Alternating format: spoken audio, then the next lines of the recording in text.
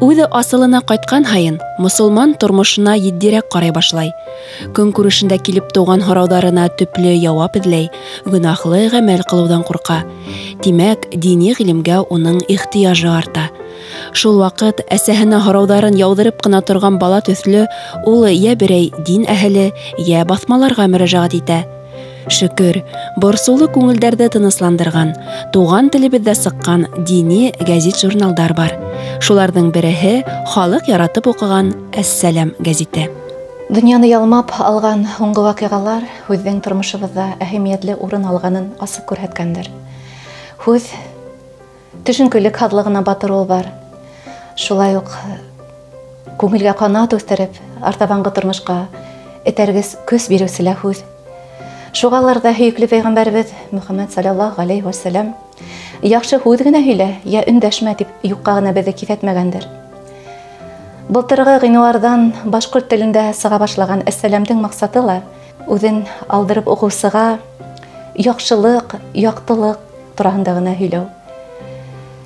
Мына һәр һанда сыҡҡан изгеләр әҙәбен генә алайыҡ. Һәр һөйләмдә асыш, йөрәгеңде үҙ тәрбиәңә йүнәлтеү. Был русса сыҡҡан китапты ла башҡорт теленә ауҙарыуҙың әһәмиәте бар. Был беҙҙең телебеҙҙең матурлығын, гүзәллеген, һығылмалығын күрһәтеү. Ғөмүмән алғанда беҙҙең телдә һәр өлкәне, бөтә теманы ла яҡтыртырға мөмкин. Гәзитебеҙҙә 20-нән ашыу рубрика бар. Башлыса психология өлкәһендә эшләгән белгестәрҙең, дин әһелдәренең, ғалимдарҙың материалдарына өҫтөнлөк бирәбеҙ. Руссанан тәржемә итәбеҙ. Русса сыҡҡан «Әс-Сәләм» гәзитен алып, шунан материалдар алабыҙ. Былтыр ғына әле беҙ тәүге һанды башҡорт халҡының арҙаҡлы улы, бөйөк ишаны Зәйнулла Расулев тураһындағы материал менән башлап ебәргәйнек. Аҙаҡ инде Ғабдрахман Расулев, Сисәнбай ишан, Абдулла Сәйди, Межәүир хәҙрәт хаҡында мәҡәләләр батып сығарҙык. Әлеге көндә башҡорт халҡының арҙаҡлы улы, Көҙәй башҡорты, исеме бөтә Рәсәйгә билдәле Баязит Хайруллин хаҡында материал туплайбыҙ. Ни тиһәң дә, һәр һанға тотонған һайын ныҡ тулҡынланам. Ошо мәлдә, сәғәт, минуттарда үҙемде ныҡ бәхетле тоямын. Юҡҡа ғына гәзитебеҙҙе Рәсәй киңлектәрендә йөрәк менән яҙылған мәрхәмәтле гәзит дип нарҡламағандарҙыр. Сөнки һәр һанға тотонғанда беҙ уҡыусының күңеленә барып инерҙәй, фәһем, файҙа бирҙәй мәҡәләләр баҫырға тырышабыҙ.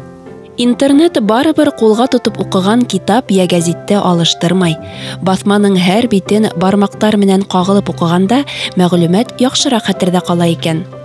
Тормошта китапһыҙ йәшәй алмағандар йә ғилем биреү өлкәһендә эшләүселәр һәр ваҡыт хикмәтле баҫмаларҙы ҡул аҫтында тотоп өйрәнгән. Диндә үҙенең тәүге аҙымдарын эшләп торған, нығынып ҡына торған кешеләр өсөн «Әс-Сәләм» гәзите ныҡ ҙур ярҙам булар. Үҙең менән бергә ошо дин юлында торған кешеләрҙең фекерҙәре, ҡараштары, донъяға ҡараштары, уларҙың нисек итеп ошо юлға килеүҙәре һәм ошо юлда нығыныуҙары тураһында уҡырға мөмкин был гәзиттә. Һәм шулай уҡ күп кенә ғалимдарҙың халыҡ араһында популяр булған китаптарының башҡорт телендә тәржемәһен дә уҡырға була. «Әс-Сәләм» гәзите башҡорт телендә әле 1-нче йыл ғына сыҡты. Халыҡ бөтәһе лә белеп тә өлгөрә алмай. Сөнки информация күп, нимә тиһәк тә, беҙ мәғлүмәт заманында йәшәнһәк тә, интернет беҙҙең күп кенә ваҡытыбыҙҙы һурып ала, күп кенә тормошыбыҙҙы һурып ала. Ҡулға тотоп